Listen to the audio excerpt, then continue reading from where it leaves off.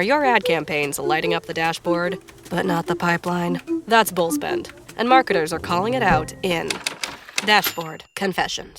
My boss asked for results, so I opened my dashboard for the only positive-sounding metric I had: impressions. Cut the bull spend. See revenue, not just reach. LinkedIn delivers the highest return on ad spend of major ad networks. Advertise on LinkedIn. Spend $250 on your first campaign and get a $250 credit. Go to linkedin.com/campaign. Terms and conditions apply. This episode is brought to you by Ferrero. Soccer's biggest stage is approaching, and Ferrero is making it easy to go all in. Pick any two Ferrero brands from Kinder Bueno to Ferrero Rocher, and you could win the $1 million grand prize, plus an exciting range of daily and weekly prizes. Don't miss your shot. Official rules apply. Learn more at goallinandwin.com. Comcast is delivering extraordinary experiences in live sports. Through the incredible broadcast and storytelling from NBC, innovative and personalized viewing features on Xfinity and Peacock, and the country's most reliable Wi-Fi, viewers can enjoy every game-changing play faster and more seamlessly than ever. All on a network built to deliver unforgettable moments as close to live as possible. The ultimate experience for the American sports fan. Learn more at ComcastCorporation.com/sports. This episode is brought to you by Netflix's Remarkably Bright Creatures. What if a Pacific octopus held the key to a mystery that could heal your heart? Well, that's Tova's reality. An elderly widow working at an aquarium. Tova forms an unlikely friendship with the curmudgeonly Marcellus, whose remarkable intelligence leads her to a life-changing discovery. Remarkably Bright Creatures is now playing, only on Netflix.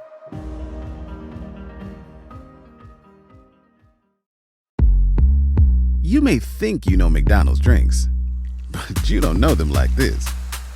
From fruity refreshers like the Strawberry Watermelon Refresher and the Mango Pineapple Refresher with popping boba, to crafted sodas like the Sprite Berry Blast with berry-flavored Sprite topped with cold foam. Who knew ice-cold drinks could be so fire? 6 all-new drinks are here.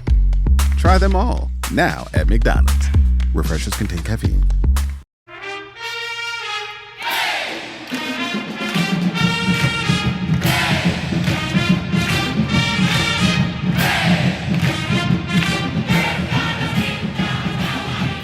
Hey there, Duke fans. DBR Podcast, episode 823. We got a special one for you.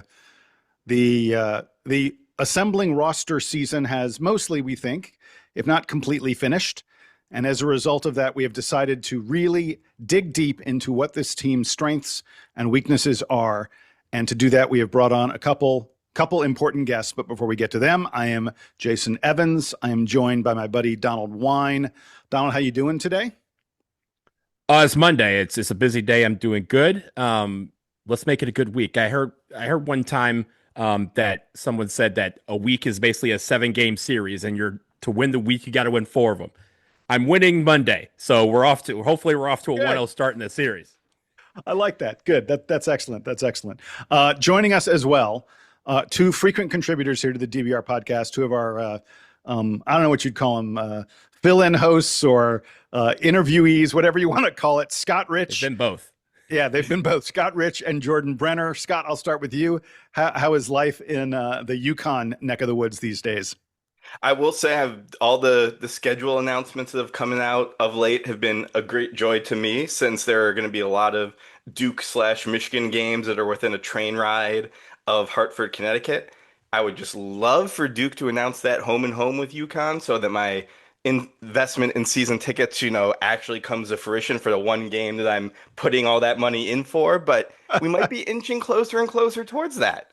Yeah, we'll see. We'll see. And Jordan, you're down there in the DC area. Did you have was it a rainy weekend? You keep telling me I'm in DC. I haven't lived there for 20 years, my man. New York. I knew that. Oh my God. I get confused about where everybody is. I was about to be very upset that you did not call me. So. I'm really concerned with this impending senility we're seeing from Jason. This is. Look, I'm the guy who has repeatedly referred to a Duke player going to Loyola Marymount as opposed to Loyola Maryland. I think I've done that on 2 consecutive podcasts. So senility is coming on fast. Let's try this, Jason. Where are you right now? I'm in Atlanta. I know the answer to that one. By the way, later this month, I'll be in Istanbul and Egypt and Athens. Rub Scouting? it in our faces again, why don't you? Yeah, exactly. Didn't invite none of us, huh? I got a trip coming up. All right. Okay, everybody, here's how this is going to work. You're probably saying to yourself, why the hell do they have 4 guys on today?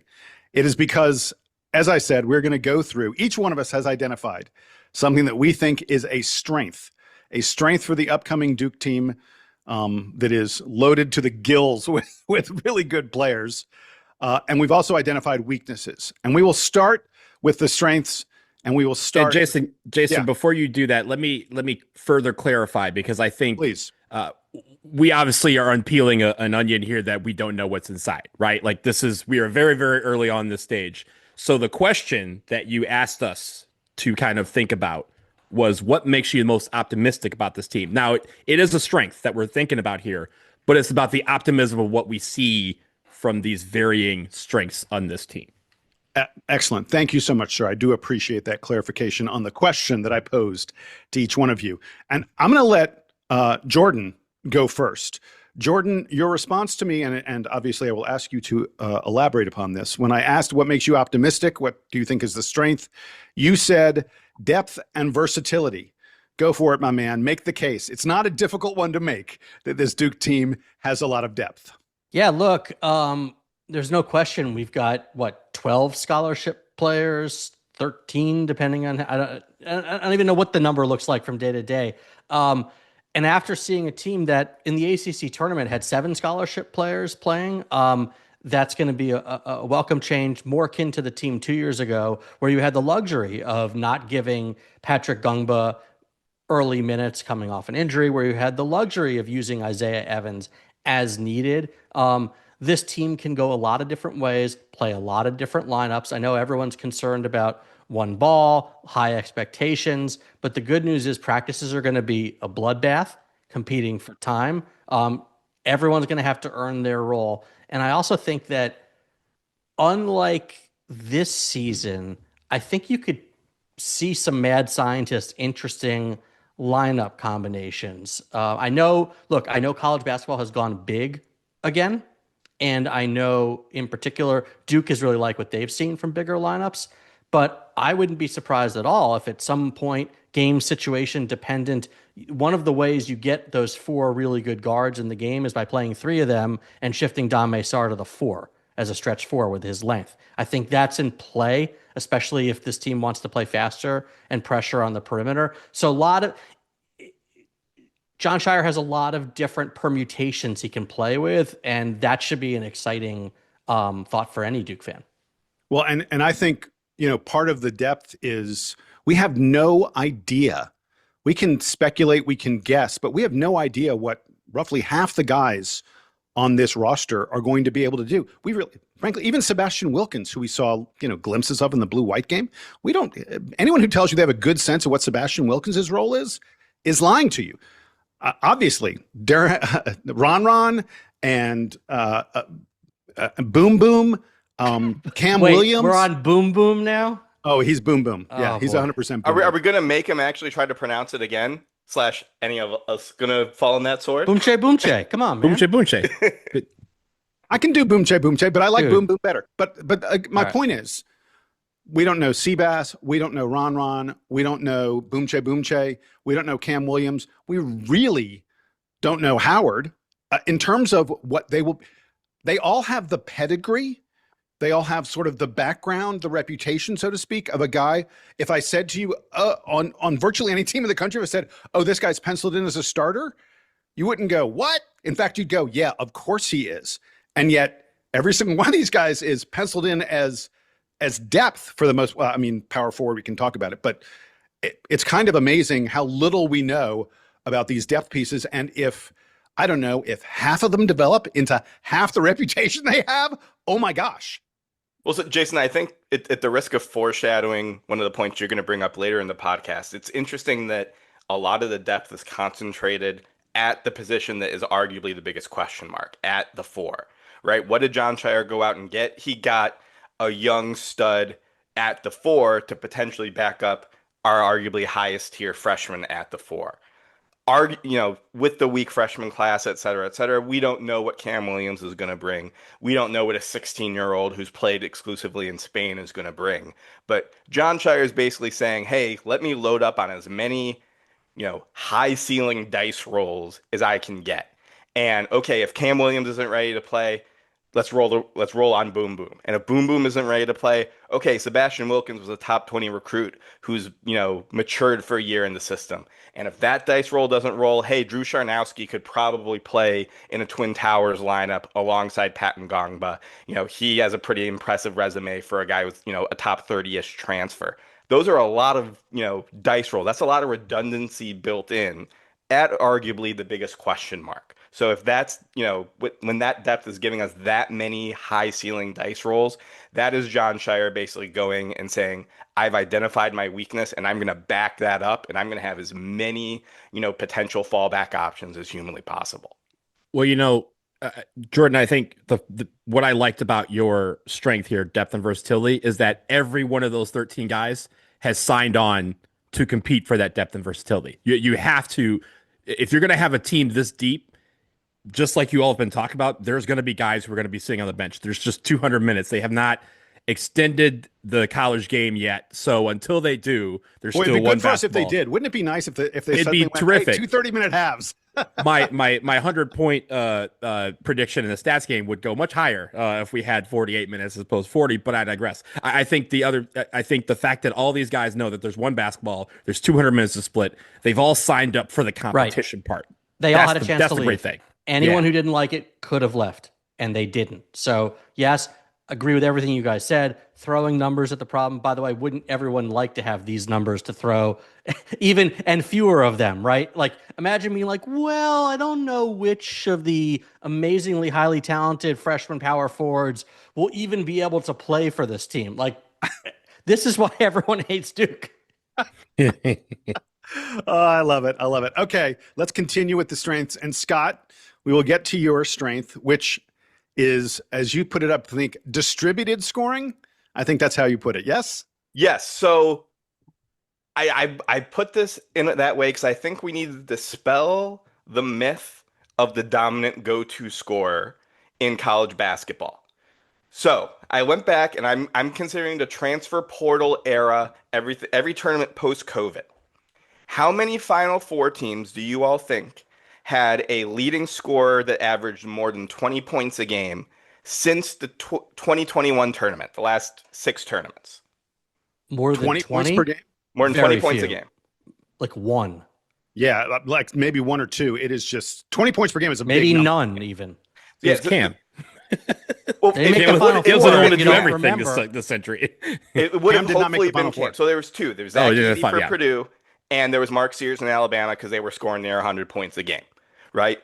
The point is this. The point is this idea that you need to have one go-to guy that is scoring 20-ish points a game seems to be a myth. If you lower that ceiling a little bit, if you make it 18 points a game, there's only been 5 teams that have made the Final Four with a leading scorer averaging more than 18 points a game. We were one of them with Coop 2 years ago. Most teams are actually having 4 or 5 guys averaging double digits or just about double digits. And that 6th, 7th man is a guy who they can rely on for 6, 7 points a game. Duke would have actually been quite an outlier had Duke made the Final Four this past season, which we would have, barring the circumstance that we shall not speak of. The idea of a Duke team that only had 3 guys averaging 10 points a game would have been a major, major, major historical outlier. The difference between Cam Boozer and Pat Ngongba, first and third scorers, was 12 points per game. That's the difference between the leading scorer and the 6th or the 7th or the 8th scorer on every other Final Four team in the modern transfer portal era. The fact that this Duke team is not going to need John Blackwell to score 20 points a game. The fact that this Duke team is not going to have the same leading score every game like we essentially had basically every game this year with Cam, I think is a positive, not a weakness. Allow me. Please, Jason. Really quick, I just want to say, Scott, I didn't know there would be math on this portion of the podcast. Well, and I knew Jordan was coming on. I needed to, show my bona fides to the guy who might want to hire me out to do some more modeling somewhere down the line. Math is going to make me lose my Monday. But I only have a 7-game series here. That will be the only math. That will be the only math on this. There would be no homework assignments, gentlemen. But I thought the advanced math guy wouldn't use a raw number like points per game and would maybe like percentage of team points scored or a tempo free version. So Ooh. I've got a day job too, Jordan. You want to hire me? You want to hire me like you hire those Furman mathematicians? I'm all ears, sir. Love it. Not my money, but thank the Athletic. I agree with you to a point. I certainly don't think it's necessary to have anyone at a certain threshold. What you do have to have is at least one guy, and preferably 2 or 3, who you can count on to go get a bucket, especially when the shot clock breaks down. So who that guy is still very much in question. I would say this: John Blackwell averaged 19 points a game at Wisconsin. That's nothing to sneeze at. It's very clear they wanted him for a specific reason, and it's to go score. So he could be that guy. I also have been saying for 2 years that what I've seen in Patrick Gongba's arsenal is just waiting to be blown out on a higher usage basis. So I think this team already did run a lot through him, not necessarily as a scorer this past year, but I think his game is waiting to blossom fully. And I think you can get buckets from those guys. But, I do think, 7 seconds left on the shot clock. Where are you going? That does remain an open question. I think one thing, and I'll save some of my comments for later because Scott and I have different subjects on different sides of the break, or the same subject on different sides of the break. Rebuttal incoming. But I will say the like balanced scoring part, I am very excited about, because I think what it could lead to, and again, it's easier said than done. You have to actually operate it and execute. It's that no matter who's on the floor, the other team is scared that production can come from anywhere, right? Like you want our team from 1 to 10, 1 to 13, whatever you want to do. You want it to be the meme of LeBron when Kawhi checks into the game. He's like, damn. Like every time they hear the horn, they see someone subbing into the game, the opponent should be like, okay, now this guy's coming in. Now we can't let up, because now, CFOS is checking in for Caden Boozer. Now we have Bryson Howard checking in for Damian Sarr from it. Like everyone's balanced so that the scoring can come from everywhere. I think that also lends to bench production. And I think our bench production being consistent would lend itself to meaning that our balanced scoring rate means everybody's getting a crack at the apple and everybody's producing when they're on the floor. And by the way, Donald, the balanced scoring only works if it's balanced shooting, because we've seen correct offenses bogged down, including this season, especially when CFOS went out. There has to be minimum of 3 and more likely 4 people who can knock down an open 3 at all times. So I'll feel a lot better about what they can do, because John can sure draw up some awesome sets. They've got people who can create for others if everybody can finish that by knocking down a 3. Yep. Well, the one other thing I was going to say about all this was, Jordan, you named a couple guys in John Blackwell and Patrick Gongba.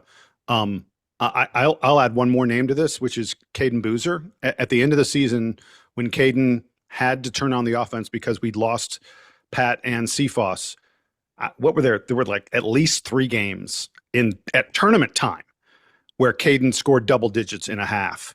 Talk about 20-point per game scorer. I mean, I'm not saying Caden's going to become that, but is he capable of doing that? I mean, he just showed us, and he's going to do nothing but get. You're skeptical of that? I am, because he had his brother drawing a ton of attention. They were also exploiting some very different defenses that were being played. Unless he can prove that he can be a knockdown 3-point shooter, which he's not right now, I think defenses will adjust to him and his draw. Look, no question he's a great finisher, but there's not necessarily going to be as much gravity or space from anyone else to enable him to. They were using him as inverted screen rolls with his brother, and that gave him a ton of room to operate that may not be there. I will say we're talking about 3 guys here who all could be the go-to option with 7 seconds left on the shot clock in 3 different ways. Caden Boozer can attack the rim and beat you off the dribble. John Blackwell can get you behind the the 3-point line, even take some mid-range stuff, which we know John Shire is probably going to discourage a little bit. And we can give Pat Gongba the ball in the post. He's not going to be Cam Boozer, but he can score in the post in isolation pretty darn well himself. Those are 3 unique last second in the shot clock options that we can use depending on matchup, depending on situation. That is a very different look than there's 5 seconds on the shot clock. Where's Cam Boozer? The ball must be in his hands or else it's chaos. All right, let's move on with more of our reasons for optimism about the 2026-27 Blue Devils. Donald, it is your turn. I will title this section Experience. Yes, we have it. And I think the best part, the thing that I'm most optimistic about is for the first time in quite a while, we're not going to be relying on the freshmen to be the leaders, which is a hard task. And sure, we've had some incredible freshmen come through Duke over the past decade. But if you go back to 2024, we were led by Cal Filipowski, Jeremy Roach, Mark Mitchell, Tyrese Proctor. Those are your 4 best guys. 3 of them were sophomores, and you had Jeremy Roach as the 4th-year senior before he went to Baylor. But you have to go all the way back to 2013 before you have a really experience-led team. When you have Mason Plumlee as a senior, Quinn Cook was a sophomore, Seth Curry and Ryan Kelly were both seniors. Now we have a talented freshman class coming in, but unlike previous years that we've seen in recent memory, we get to let them build into themselves and be a complement as opposed to saying, hey guys, you got to produce immediately because you guys are the team. The fact that we have a starting 5 that, at least right now, obviously things could change, could be either a senior or sophomore at the point guard. You have a senior shooting guard. You have a sophomore at the 3. You have 1 freshman potentially at the 4, and then you have junior Pat Gongba at the 5.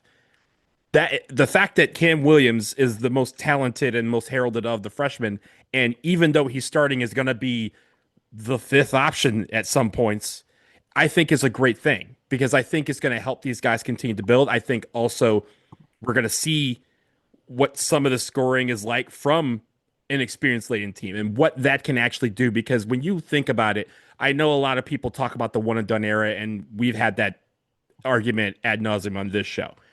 But I think something has to be said then of the past few years. You've seen some teams where, sure, they had some talented freshmen, but the experience was what was leading that team to the Final Four and to the national championship. And I think having that balance this year means that if our freshmen come along quicker, that's excellent. But if they're not coming along as quickly as we think they are, it's not going to be the burden that fails this team because the experience is still going to be there to pick everything up.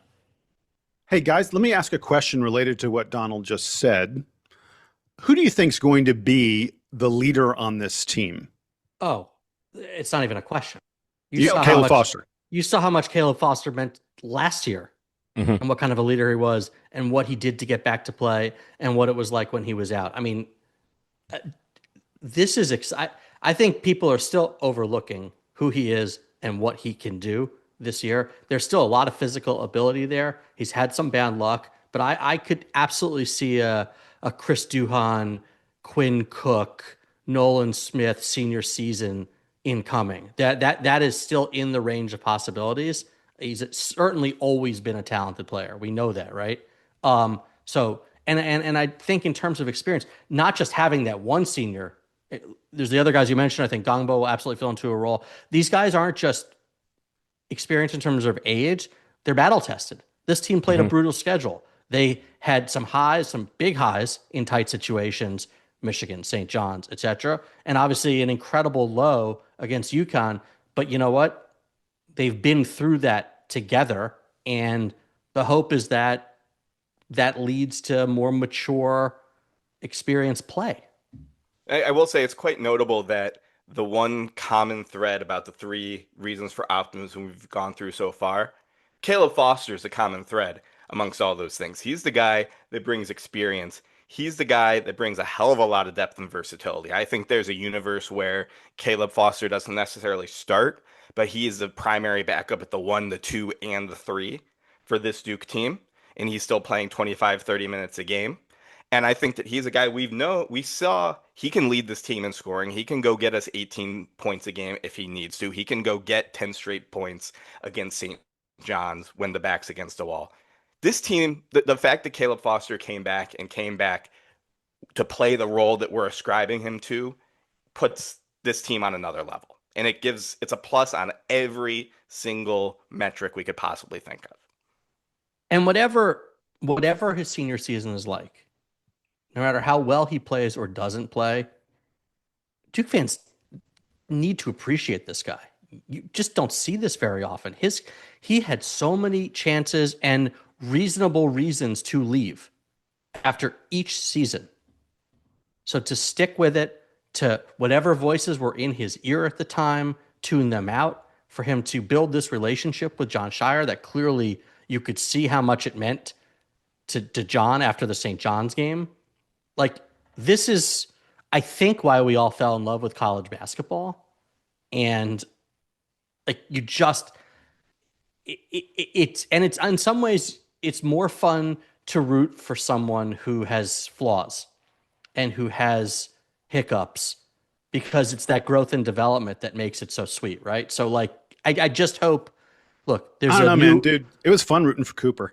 But you know what I mean? There's a new wave of Twitter Duke fans who have no connection other than like they're the best team and crap on players and that and whatever. But like, for people who get what this is all about, like, you got to appreciate that kid. And finally, that same Twitterverse that you talk about, what have they been asking for generations, right? It seems like every year the conversation is, yo, we want these guys to stay.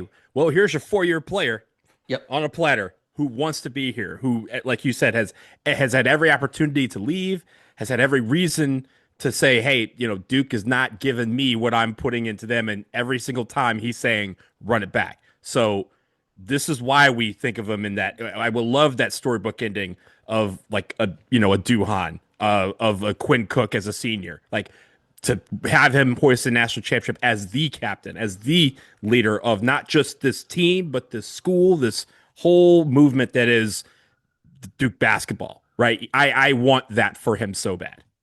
Look, Jordan, I think it's worth mentioning that hypothetical Twitter Duke fan doesn't have much to complain about this offseason. If you're a Duke fan that says, I want the top freshman in the country, we've got the number 1 class, and we got the potential number 1 pick in 2028. If you say we want continuity, we've got Caleb Foster and Pat Gongwa back. You say Duke isn't going into the portal hard enough, we got the best guard in the portal in John Blackwell. Like, Jon Scheyer, I'm not sure how you keep the Twitter fan any more happy than what Jon Scheyer did this offseason. It's just, they'll find a way. It's who they are. It's how they're wired. Well, there were a lot of them that were complaining because it didn't happen too quickly. They were like, what are we doing? What are we doing? I was like, good God, people, please. Some people ain't happy unless they ain't happy. Patience is not a virtue of social media. No, it is not. The thing I was going to say about CFOS really quick was I still kind of can't believe that he came back this past year. A year ago at this time, like, we were coming off a season where a guy who'd been a top 20-ish kind of recruit had been functionally benched at the end of the year. He'd had 1 or 2 decent like stretches, on during Duke's Final Four run, but for the most part, I don't know, had he fallen to be the 8th man or something like that on that team? Somewhere Maybe in that. Did he have a DMP as well? Like a 2 Cameron on senior night. 2 and Jason, maybe I'm wrong, but I think that late stretch saved it in 2 ways. It was by the way, he hadn't played the first 25 plus minutes of the game at Carolina, and we all remember that Scheyer went to him and that changed the game. It did. Both of them deserve so much credit, because again, there are coaches who once they close the book, it's closed. And for John mid-game, I'll always remember the quote. It was we needed what he has, which some coaches just don't get. And to be like, we need a burst of speed. We need this. Their guards are quick. We need a different type of athlete out there to do that. And then for him to still be ready and not pouting and ready for the moment. And look, he was playing regular minutes by the Final Four again. And that doesn't always happen. And like you say, I mean, if it doesn't happen quite that way, I can't imagine he could, even if he wanted to be back, even if he is a lifelong Duke fan, even if he loves John Shire and everything, there'd be a piece of him that'd be like, I can't. But he did. Anyway, I'm going on and on. By the way, speaking of Caleb Foster, time for my reason for optimism, and he plays a big role in it, just like all of them. My reason for optimism is defensive versatility of this team. And if you're talking about defensive versatility, you're talking about two guys primarily in Dame Sarr and Caleb Foster. The depth of this roster, I think, gives Duke just so many different ways they can go on defense.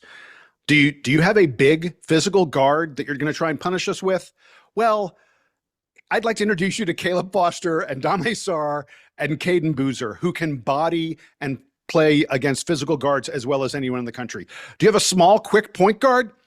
I'd like to introduce you to Ron Rippey. And by the way, Dame Sarr can handle small, quick guys as well, because Dame Sarr has arms that extend, fully across the entire length of the floor. Do you want to go inside? Well, all the analytics say that Patrick Gongba is among the best defensive big men in the country, not just in the ACC, but everywhere in the country. And Drew Sharnowski, he was only all Missouri Valley on the all defensive team, Missouri Valley Conference. He's a great leaper. He can protect the rim.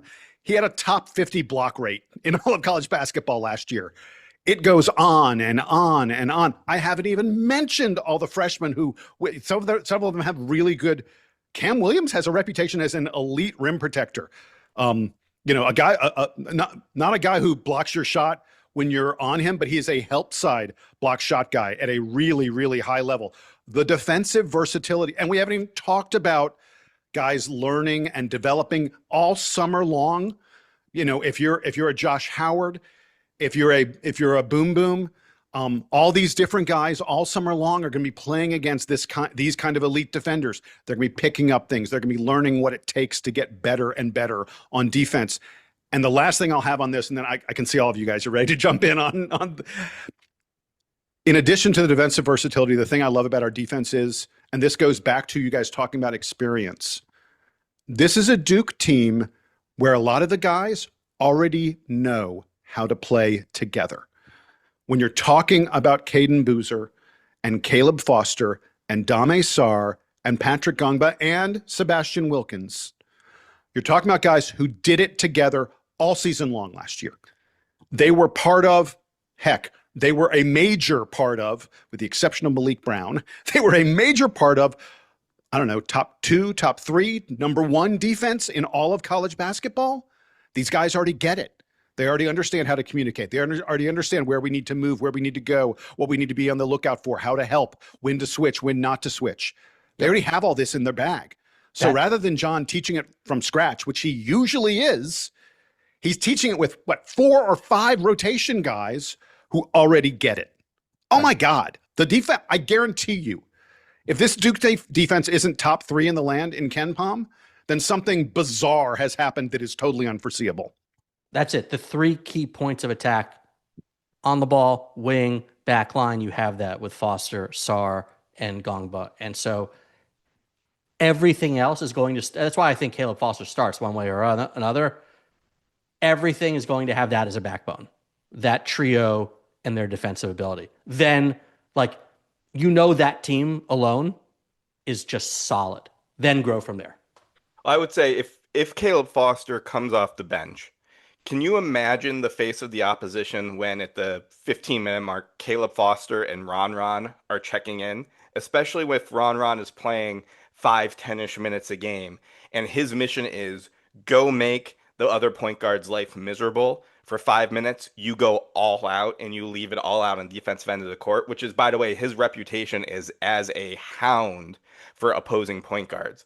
That's a scary thought. That change up of, hey, we're going to have unique defenders coming off the bench to throw you off your game at that first substitution, that's something unique that I'm not sure any other team in the country could have. That's why I actually think if Caleb Foster embraces that 6-man role, I think the team may be better for it just because of what he provides is that change of pace 3 minutes into the half rather than starting the half. I think the great thing about our versatility is that we are able to play smaller without actually getting smaller, right? When you look at the whole roster this year, the guys that mostly played, and sure, you can, I mean, we had what Caden Boozer at 6'4" was our shortest guy. Yeah. And our average height is the exact same next year, given that we still have Ron who's at 6'1". Yeah, I was about to say, he's pulling down the average when we're still okay. He pulled out the average like a half an inch, but we'll let him slide if he's going to get a bunch of steals. But if you remember last year, sometimes, especially early on in the season when we had some difficulty with teams, it was teams that were smaller trying to play small when we were trying to play big. And at a certain point, we kind of had to figure out how to adjust that. Now we don't have to, right? If a team wants to play small, we can match them. If a team wants to play big, we can go bigger. Right, we're still one of the biggest teams in the country, but we have the versatility from top to bottom that if a team wants to play smaller to try and get around us or try to fool us into doing something defensively that's out of our shape, we don't have to change our shape. We just substitute in some guys that are going to keep that shape the same while still matching what they have. And I think on top of that, I just think about the defensive versatility of having. Correct me if I'm wrong, but wasn't Dame Sarr like second or third in the Defensive Player of the Year in the ACC? Yeah, he comes back now. He's one of the front runners for that award this year, right? And what universe does he national, not win that? National? Forget about ACC. National Player of the Year. I don't even want to focus on national because it's almost like it sells itself. If he's going to get the ACC Defensive Player of the Year, he's already going to be in contention for that National Player of the Year, and he should. And he can still get a look. A lot of his brilliance was just guarding the ball. We haven't seen him as just emerge as a super aware, havoc creating help side defender. And that's there. He's got the physical profile to do it. So, I mean, yeah, this could be. I want people with heads on a swivel when they go to the rim because they don't know where it's coming from, Yeah, but they know what's happening. Like Raptors, right? You want them coming from the flanks, and all of a sudden you got two guys in your face, you got a guy behind you, and before you know it, the ball's going the other way. Duke has emphasized more contain and more rebounding at both ends, as opposed to some of the pressure defense we've seen in past years, in the K years of really playing the passing lanes and focusing on forcing turnovers. I don't think John's going to abandon his core principles there, but I do think this team is built to provide more pressure and generate more live ball turnovers. Oh, well, and the other point that I would make, and this is to echo something that Scott was alluding to a moment ago about Ron coming in and giving you that 5 minutes of hard run. This is a Duke, and I'm not saying that I'm encouraging guys to commit fouls, but this is a Duke team where there will be exactly 0 players in this team who will go, oh, you know what, I got to take a little break. I got to make sure I don't pick up a foul. Oh, One player. Who, Pat? Yes. Well, we'll see. Maybe he's the only one though. But my larger point is, no one's pacing themselves. No one needs to be thinking, if I go a little less hard, if I go 80%, 90% here, it'll allow me to play an extra 5 minutes, because those extra 5 minutes aren't necessarily going to be there because there's so much competition for minutes. Guys are going to go hard the whole damn time. Well, Jason, I think the energy factor of that is even more important than the foul trouble factor of that, right? The fact that if no one on this team is playing 38, 39 minutes a game, those guys on the bench can come in and go all out. And it's not just Ron. Every guy can give full potential. It wouldn't shock me if we're seeing some more full court press this year, because we aren't conserving energy, because we have multiple ball handlers, because we have multiple guys in the post. There are so many extra perturbations that are possible because of that defensive depth and the fact that goes 10 deep rather than just having 5 really, really strong defenders to start. It doesn't even have to be a full court press, right? But it could be a guy like a Ron or Cephas picking up the ball at 90 feet from basket, making it where they have to take 8-9 seconds to get across the timeline. So now you're setting up your offense and you're not starting it until there's 15 seconds left on the clock. That's not a lot of time to run a full offense. And at that point, we're already in their heads. And again, this is where that swarming defense can come through, where they have to rush to the basket to do something. They rush a shot, and that's exactly what we want. So I think the defense is going to, in the energy level, to your point, Scott, is going to allow for us to try some things and go, hey, look, John Shaw's going to say, hey, look, pick them up. Again, you can play token defense up to this point, but at least make it where they have to think about the fact that you're in their face. from the time they get the ball until the time they give it up. Well, guys, it sounds like we're going 40-0. That's going to do it here on the latest edition of the. Just fast forward this time next year when we're popping champagne. Yeah. All right. But in all seriousness, we're about to take a break because on the other side, it won't be just, roses and happy talk. We're going to look at some of the weaknesses, some of the things that give us causes for concern. We'll have that in just a moment.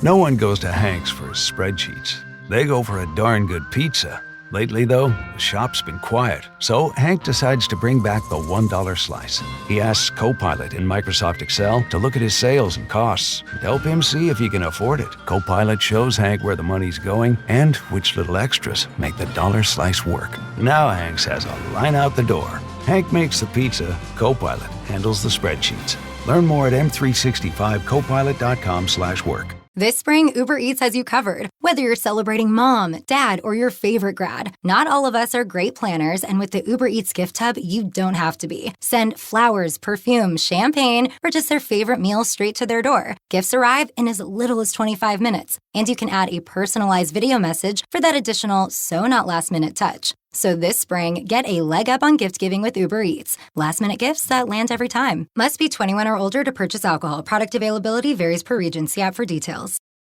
This episode is brought to you by Tidy Cats, here to level up your litter game with their new Performance Plus lineup. Your home is your happy place, your cats, VIPs. So when it comes to the litter box, excellence isn't optional. Choose from products that specialize in max power clumping, low tracking, or odor fighting so advanced, stink won't see it coming. Tidy Cats Performance Plus. Mission mighty, keep it tidy. Shop now at tidycats.com.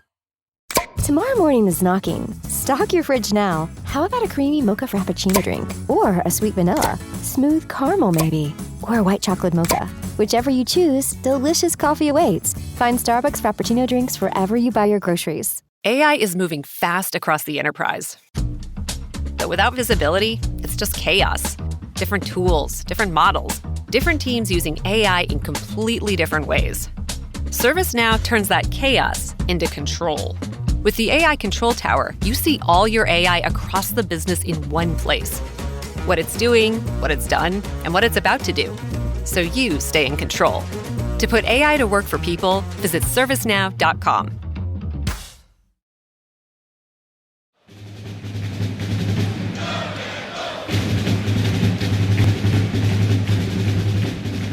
Back from the break, DBR podcast, as we enjoyed so much breaking down all the reasons for optimism. Now we have the reasons for maybe a little bit of a pause.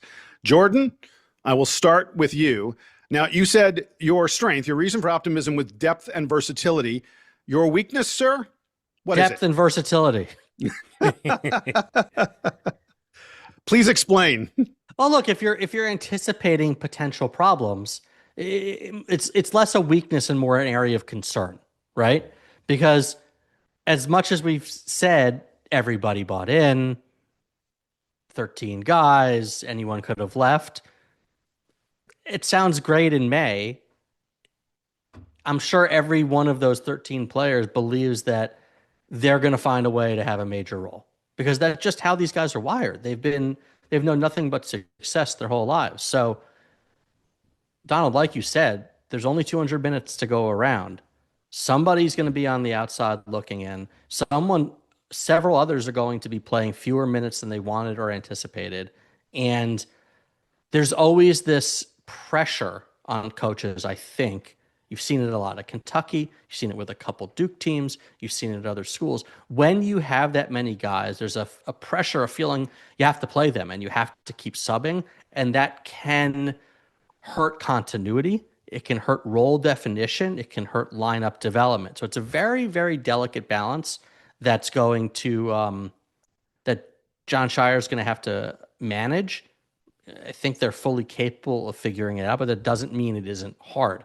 Sort of how to get yourself to a point where you have a core 5 or say a core 7 who are going to finish games. So you're going with these 3 guys and maybe two of the four others are finishing games, right? And that roles are known in those key moments. All right, so I've got a question related to what you were just saying there, Jordan. Guys, close game, a competitive game, ACC, late season. How many players are actually playing? Getting more than, say, 2 minutes. And I don't know, where there are 11 possibilities here. How many guys? Or we're assuming Myers redshirting or not? Whatever the new or whatever they call it now. Let me make sure I've got. All right, so we got the four main guards, right? Yes. Let me make sure I'm not forgetting anyone. Rippey, Foster, Blackwell, Boozer. You got the two guys at the 3 and Howard and Sarr. You've got that's 6. Wilkins and Williams, 8. Charnowski, Gongba, and Boom Shea Boone. So 11. Right. Forget 11. Don't forget Jake if you take Theodosiou. out Meyer and Theodosiou as the practice. Got it. All right. I think they're probably playing 9 guys regularly. You think 9? So if my threshold is like 4 or 5 minutes, 5 minutes, you think 9 guys are getting 5 minutes of time in a close game late in the year? Yes. I think it's 8, but I think it may be a different 8 each game, which is its own luxury in and of itself. And that, Jordan, that might be a challenge, right, for Shire to figure out who in that matchup, plays that role. But I think depending on the size of the other team, we could be seeing Howard getting more minutes in the wing, or we could be seeing Ron getting more minutes in a smaller lineup. I think that it's hard to play more than 8-ish guys for that long of a period, but I think that who that guy is probably going to fluctuate. I mean, last year they played 9. This year it was 8.5, depending on Darren Harris in a certain day. I think all 4 of those guards are absolutely going to play. I think Sarr is absolutely going to play. Gongba, that's 7 right there. Somebody's going to back up Gongba and 2 guys at power forward. That's my 9. And I also think it's probably going to be 9 as opposed to 8 most times. But it does lend us to a bigger point that's not necessarily a Duke related point, but something that I know some Division I programs are having to deal with. And it's the same kind of argument that you see in the NBA, where because guys are being paid NIL, there's an expectation that from those boosters of those schools that, hey, I don't care how bad they are, you got to play them because we're paying them, right? Like, there's something where they're saying, hey, don't ask me for money if you're going to give it to some guy and park him on the bench for 30 games.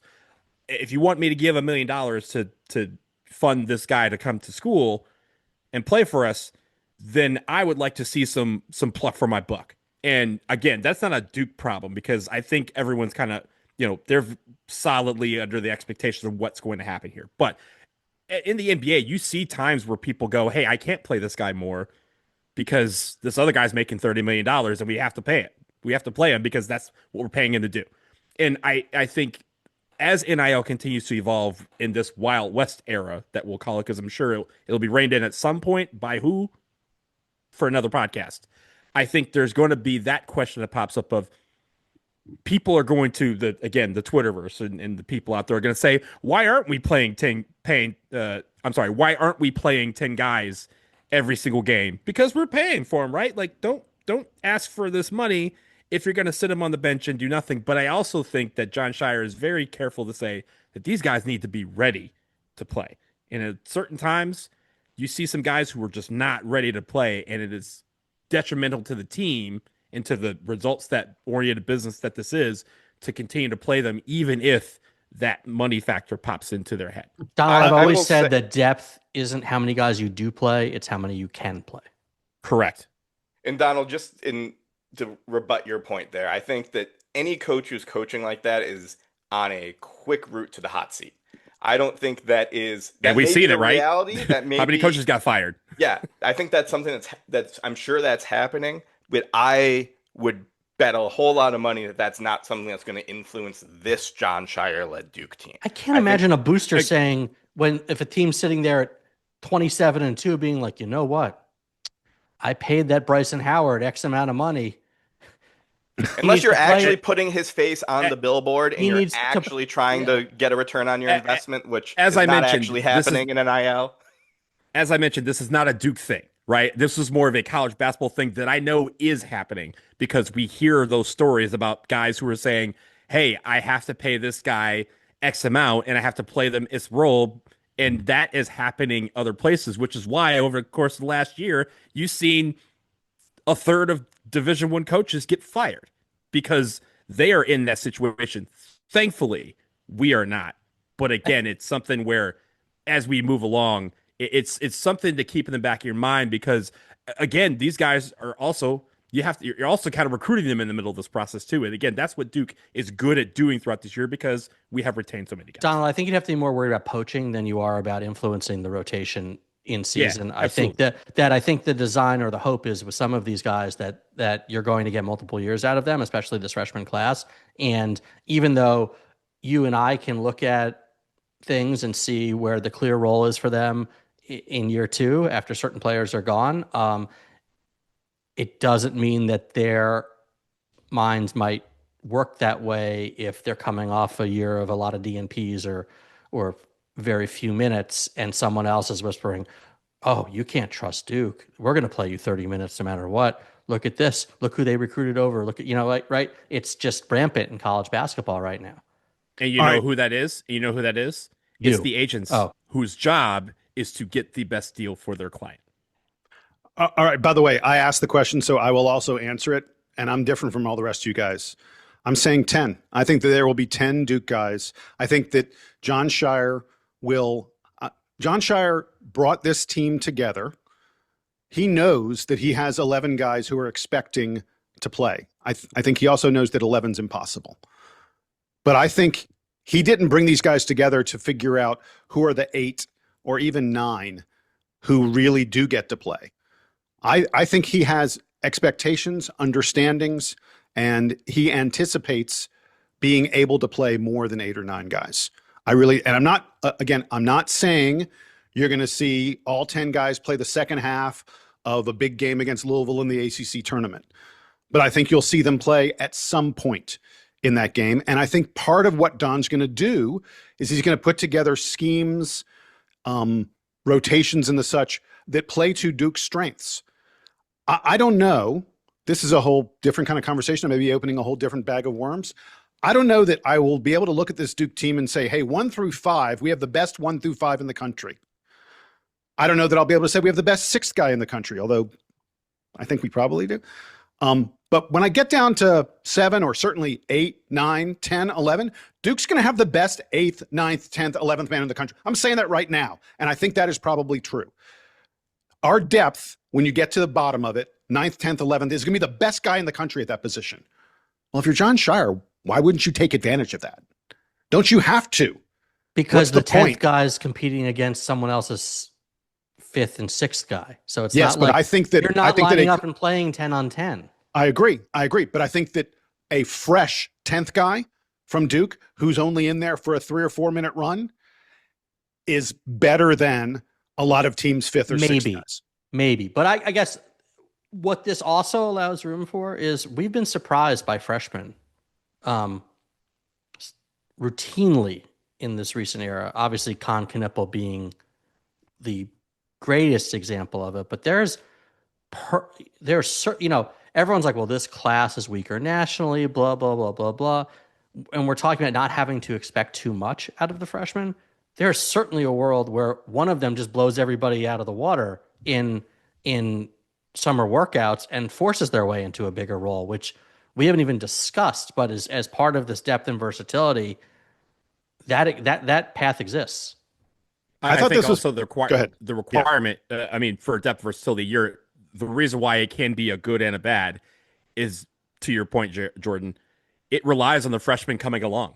If the freshmen don't come along, then our depth becomes very, very thin very quickly. So it's about guys, and even some of the transfers, right? Like if Charnovsky is not what is advertised, if Blackwell's not advertised, our depth can shrink in this scenario. So it's about guys doing what the role is and coming along in the pattern that the coaching staff wants them to come along in. Jason likes poker. Duke has a lot of outs this year. Yeah.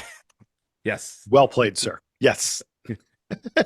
we have both straight and flush draws, and we could also hit trips on the turn. So All right. As we continue looking at the weaknesses, the sources of concern, Scott, I get to you.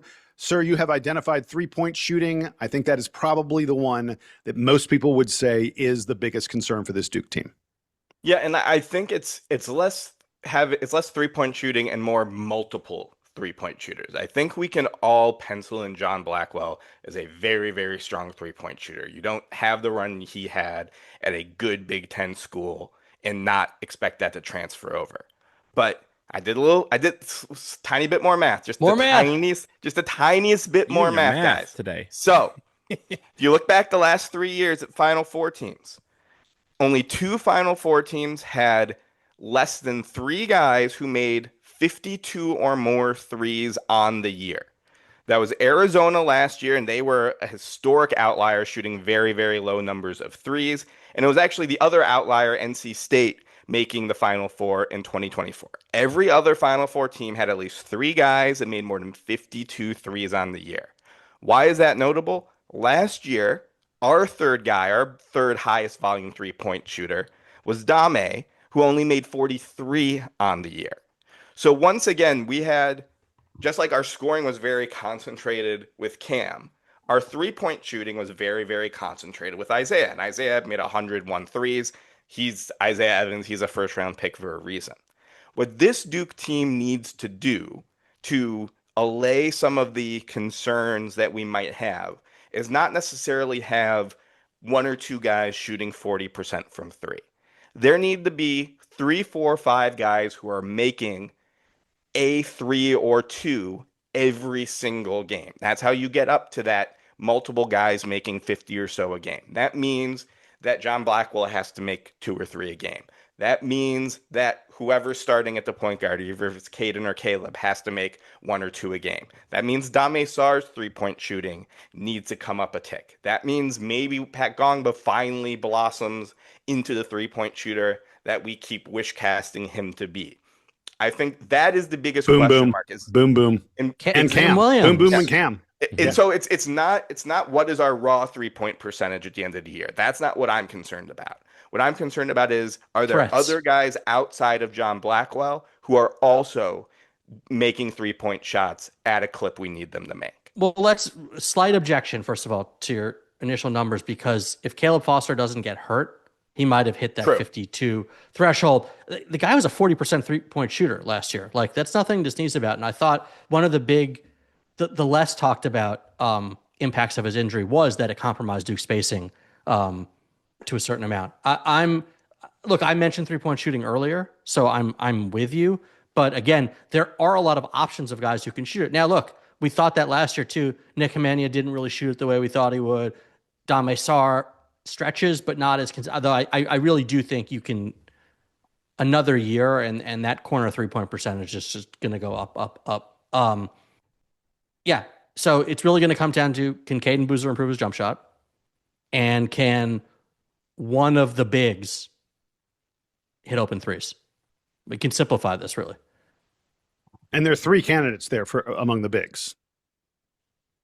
I mean, Pat. Well, and if you count Wilkins as a, can he hit a catch and shoot? Theoretically, all 3 of the guys who we could pencil in at the 4, at least on the scouting report, have shooting capabilities. But like you mentioned, wait. last year. Wait. Right? What about Drew Sharn? Oh, you're talking about Seabass. I'm talking about the 3 guys at the 4. I'm talking about Sebastian, Boom Boom, and Cam Williams. Wait, there are people who are saying Drew Sharnowski may play some 4 for Duke. He's not taking threes. Yes. No. But I think the point Jordan made with Nick Hemania is very salient here, right? Which is Nick Hemania came in with the reputation as a dead-eye shooter. It was actually much more ebb and flow during his freshman year. Even, we've seen other freshmen, Braylon Mullins at UConn, despite of what he did to us, he was very ebb and flow, even though he had the reputation of being the best 3-point shooter in the class. That is one of those things that, for whatever reason, outside of the Con Knipples of the world, it's not as easily translatable. Again, we have 3 rolls of the dice at the power forward position, which is much greater than 1. But we need one of those 3 guys to be a 35% as 3-point shooter. Right, and that's Isaiah not Evans, necessarily a given. And Isaiah Evans' numbers weren't actually incredible, 36%. but he had such gravity. Teams were afraid of him. And to be honest, his shot selection was as much of anything was responsible for his lower percentage. So, you know, I hear you. I do think, like I said, there's a lot of ways to get there. And this is a good time to talk about Cam Williams, because one of the ways to make life easier for a freshman is to ascribe them to a simpler role. And this guy could have extreme value doing the two things he does best for this team. Weak side defense, right? Especially if Gongbo is going to body the top post guy on, you know, if he can float, close out, use his quickness to be able to get, you know, to be able to close out on guys and alter shots, and then spot up shooting, of which he's purported to be quite good. He doesn't have to create right away. He doesn't have to show a fully developed, mature, well-rounded offensive game. If he could be good at just those two things, it's exactly what the team needs at that position. Well, the thing I was going to say about the outside shooting that I think is going to be very interesting to see with this Duke team is, for the past couple years at least, if you're a outside shooter at Duke, and I'm not talking about Isaiah Evans with all the, like you say, Jordan, with all the gravity. I'm talking about like a Caleb Foster, like a Dame Sarr, like a Nick Himenia last year. You got open threes. I mean, there was so much gravity around Cam and Cooper and Khan, and you know, there were certain guys, and Malawach as a lob threat, sucking Yes. the defense in. Yep, exactly. There were certain guys who were so much a part of the opposing team's game plan that part of the game plan was, we're going to let Caleb Foster take and Dame Sarr. They are allowed to take open threes. You know what? We can't stop everything. That is what we're going to give Duke. I'm not sure you're going to see the same thing this year, because I don't think there's a guy that would oppose, at least at this moment, you know, with me looking here on May 11th, with my crystal clear view of what the team's going to be in November, December, January, February, and March. I don't know that there's going to be a guy or guys where opposing teams are going to be like, don't leave him no matter what. It doesn't matter if you have to leave someone else open as a result, which is what it was in the past. So I'm not sure. One of the reasons I'm concerned about Duke's three-point shooting is that a guy like Caleb Foster, who's a 40% three-point shooter, or like Caden Boozer, every single three he took last year was wide open. I'm not sure it's going to be quite the same way this year, because I don't know that our offense has a guy with that kind of gravity. I also think that I think the open looks are one thing. And Jason, we talked on the show about throughout the season, there were times where we couldn't hit water from a boat when we were open, right? And sure, you're going to have some of those slumps, but you need to be consistent at hitting those open looks, because when you do, all the little issues that you guys just talked about are going to kind of wrinkle themselves out, because people aren't going to be worried about, oh, we got to crash the boards, we got to, slump our defense because guys are going to the paint. They're going to have to worry about all of it, and that opens up the floor for everybody to eat. And there's going to be points where they're going to key in on defense, going to key in on John Blackwell. They're going to key in on Pat Gongba. So you need some guys to hit open looks, because then they can't do that anymore. That's where the balanced scoring comes in, and that's where you have guys where you can't. When anybody steps on the floor, everybody on the defense is like, I mean, who are we going to guard here? Because at a certain point, all these guys are a threat to score, and I think the threat is what we're all kind of hoping will surmise itself in the coming weeks. Okay, guys, we're going to continue down our path of the things that we're somewhat concerned about. Donald, we alluded to this a little bit earlier. Your item. No go-to scorer. Yeah, so I think the balance part is great, as I mentioned before. The balanced scoring potential is there. And when people think about go-to scorer, obviously you think about someone who steps up in the clutch, right? And a lot of people think about those losses that we had in crunch time over the past 2.5 years, right? We haven't been blown out really in 3 years. So it's really those losses where people go, we didn't have another guy that we could go to. My issue is more about at any point in the game. Sure, we have guys who we think are going to be those scorers, right? John Blackwell, we think, is going to be a bucket getter. We think that Pat, when he gets the ball in the post, is going to be a guy who we think can get 15 to 17 points a game. We think that can be his what he can do in addition to everything else. But I would like to see, in addition to that balanced scoring, there needs to be still kind of, in a way, hierarchy is probably the bad term, but something where everyone knows, hey, we're down 8. This team has gone on an 8-0 run. We're down 6. We're in a little bit of a slump. Who is going to be the guy that the team turns to and goes, this guy's going to take us out of this depth, is going to take us out of this little hole we got here and keep on pushing, and we're not looking back. That is where, in any team, I feel like that is something that people reserve for the final 10 seconds of the game or the final minute of the game. I would like that to be something that we feel at the 15-minute mark of the first half. Would we start out slow with one of our slow starts? If it's towards the end of the first half where we've had a nice start to the half, but now the other team is picking up steam, who's going to be the guy who steps up and silences an away crowd with a bucket when we absolutely need it? We had some of those at times, and we were always looking towards last year Cam or Slim to kind of pull us out of that. Sure, other guys were able to help us, but it wasn't where they were the guys that were being focused on. So I'm looking to see who John Shire turns to and who the team turns to at those key moments, not just, again, in the final few minutes of the game and crunch time and winning time, whatever you want to call it, but in the first part of the game or any point of the game when you just need somebody to do something positive. And I'll even amend this to say it doesn't have to be a bucket, right? It could be a guy who creates the bucket. Ron can be this guy if he creates something and shuts everybody up and everyone's like, oh, dang, never mind. Like, we thought we had a run on Duke. They just ended it. That's where this team is going to take it to the next level, is when you have a guy, when you have that kind of hierarchy and you have that kind of understanding of who's going to be the person.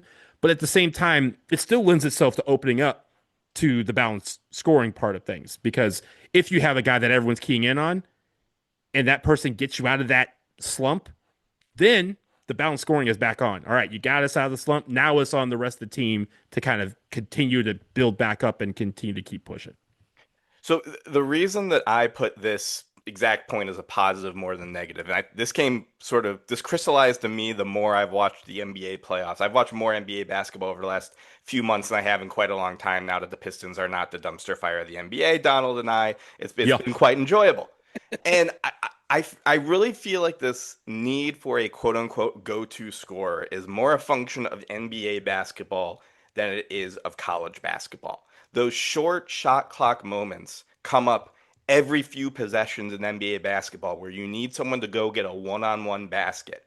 Those aren't happening as regularly in the college game. With the 30-second shot clock, you have time to run a set and a counter set. You have a longer reset of the shot clock. There aren't as many times where there's 5 seconds on the clock, one guy has to go get a one-on-one basket. And I think that that's reflected in the trends we've seen in the teams that are successful in the tournament.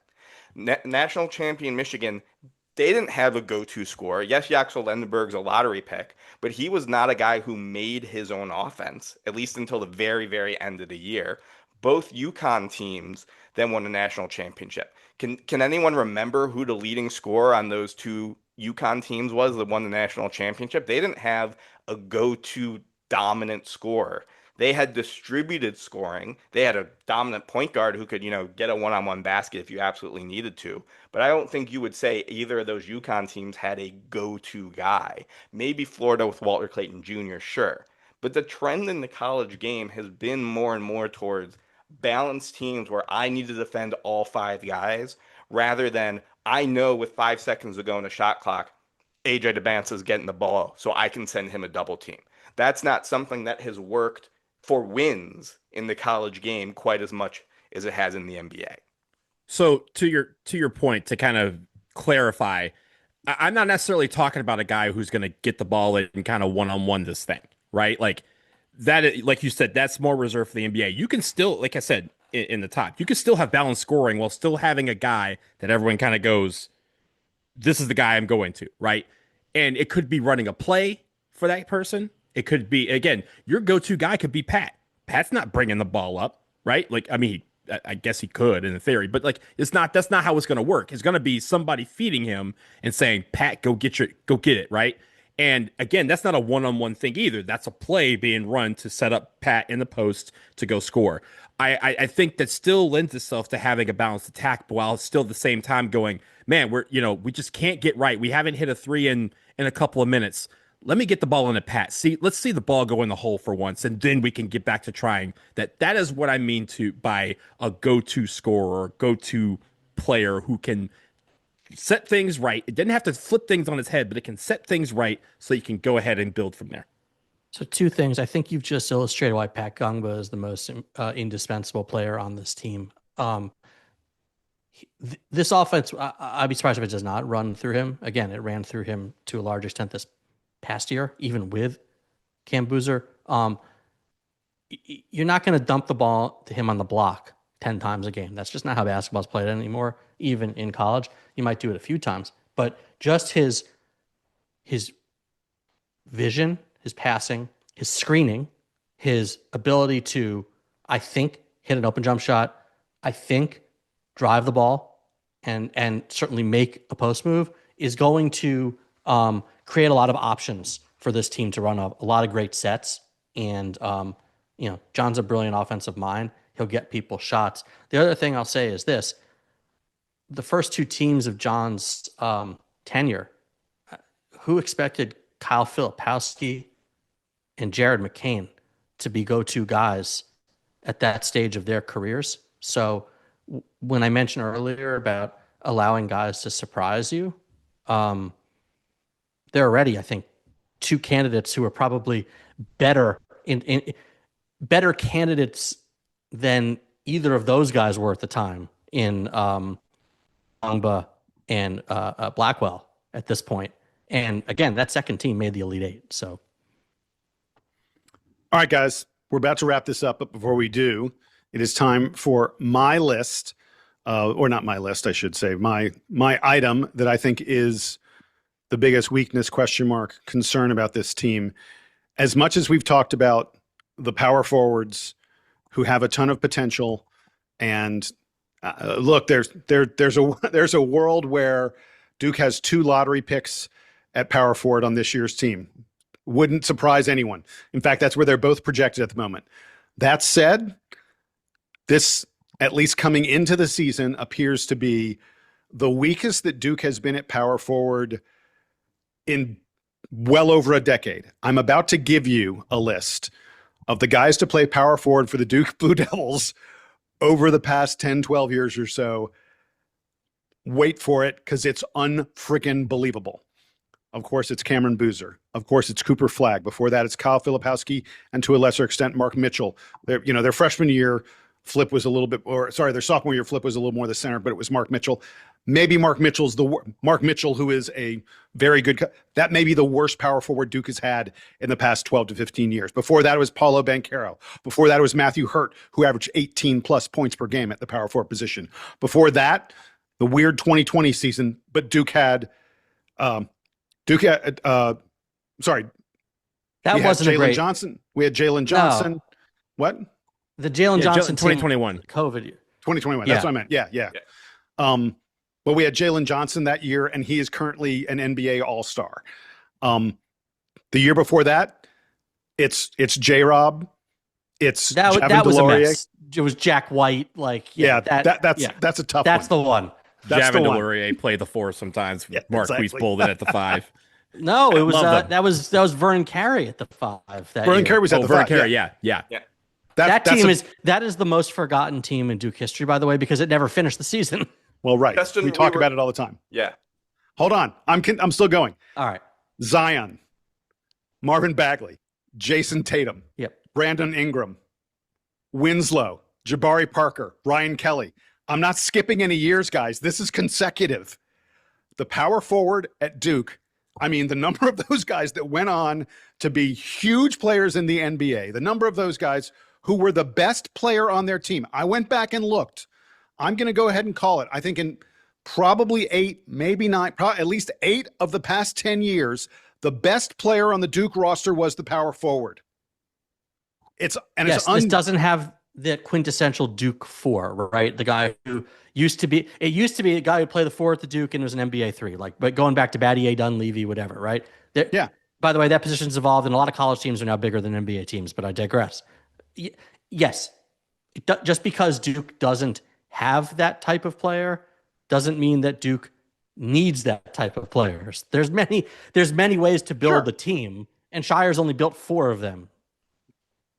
My larger point is, yes, Shire's only built 4 teams. He's never had to build a team like this, where his power forward is not going to be a focal point of the offense. I think no matter what scenarios you game out for Cam Williams and Boom Boom, I don't think you game out a scenario where you go, oh, that guy's the focal point of the offense, the way Duke usually has at that position. Usually you can put the ball in the hands of your 4, clear out, and he's going to take it for you. And that absolutely will not be the case on this year's team. And as look, it's hard to find things about this team where you go, oh, I'm a little bit worried. I'm a little bit concerned about that. The power forward is the place where there's the biggest question mark. Now, there's also tons of potential. We've gone into it. There's no question that Duke probably will find an answer because, as we've said, there are a million different possible answers. But at the moment, it's the biggest question about this team. You're not buying into my power forward Dame Sarr initiating the offense? But that's an interesting point, Jordan, because when Jason sent around his answer to his question, I read that as physically weakest 4.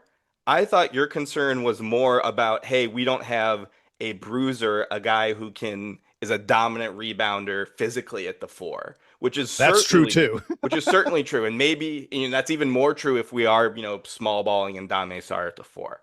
I will say though that I don't think there are a hell of a lot of teams in the college basketball landscape who have a great 4. I think that is arguably the lost position in the college game, where there are some teams who are playing a wannabe undersized center at the 4, and there are a lot of guys who are playing someone who really is a small forward who's downsizing at the 4. Wait, Scott, are you looking ahead or looking back? Because last season, the 2 best players in college basketball were both 4s. Axel Lendeberg and Cam Boozer were the 2 best players, and they're both 4s. A little bit of both. So I'm saying is that those are the. I mean, Lendeberg played the 3, but he's a 4. I mean. Mm-hmm. But the point I'm making is that those are the exceptions and not the norm, right? Those are the teams that we're going to be playing in the Elite 8 and the Final 4 in the national championship game. That's potentially a flaw that's going to bear out. How dare you disrespect UConn and Nick Hamenia? In the average ACC game, I don't think the average ACC team is going to have the personnel to exploit either physical or talent weakness at the 4 like you're projecting, just because that is not a position where isn't the preseason Isn't the preseason player of the year going to be Thomas Howe, whatever? What? Who plays the 3? Hauk. He plays the 4. They're not bringing Chindalu. Chindalu's not coming back. He's going to play the 4. I just think positions are so overrated. Let's be honest. Okay.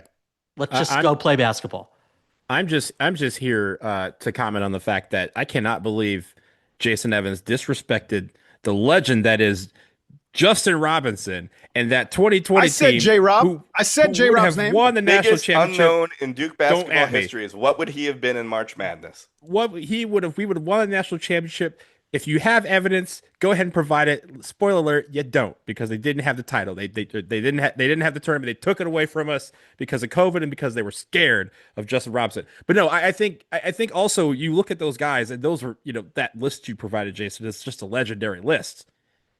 We're lucky in a sense that we have that list, and we have those guys that you can look back and say, wow, we had a bunch of guys come in at the same position, and sometimes some guys moving over, right? If you think going back to 2001, we had, Shane Battier playing basically the 3 at that point. We had Dunleavy playing the 4, and we had you had Carlos Boozer playing the 5 when he really was a 3 in the NBA, borderline 4, right? So you had 3 guys that you kind of said, hey, let's figure out how to get them all on the court.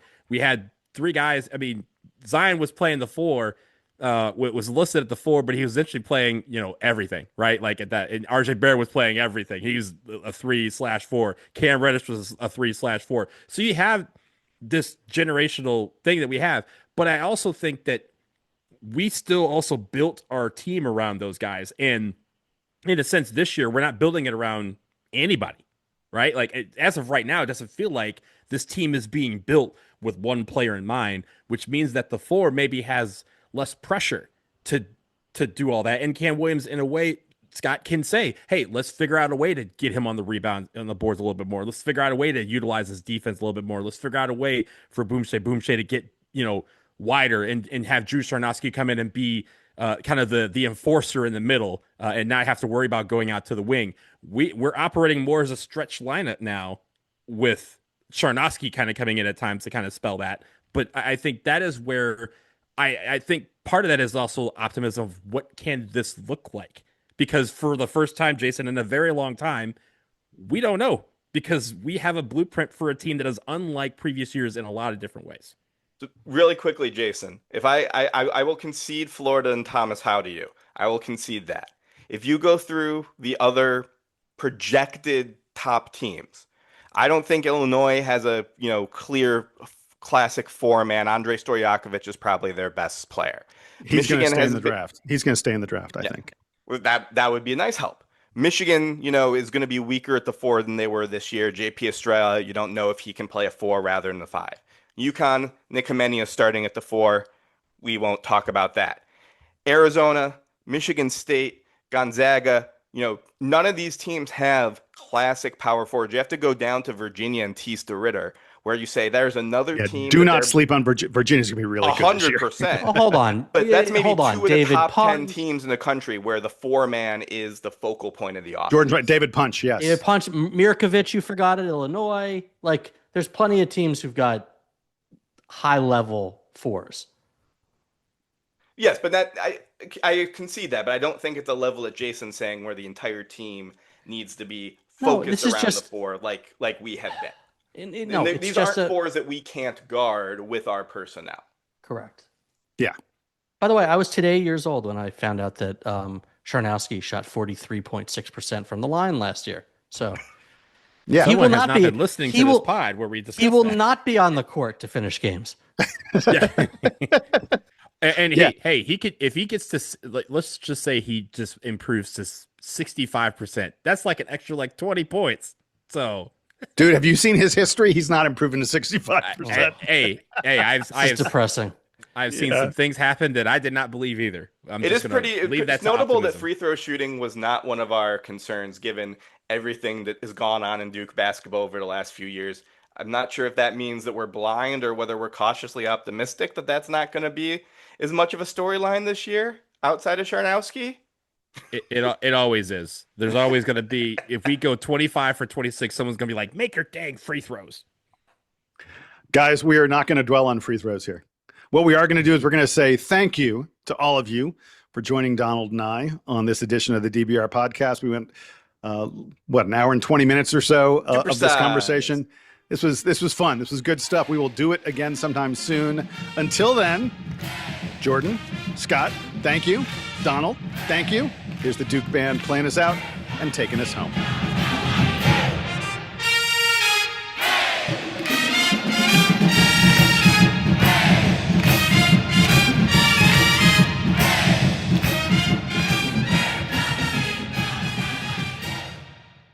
Ryan Reynolds here from Mint Mobile.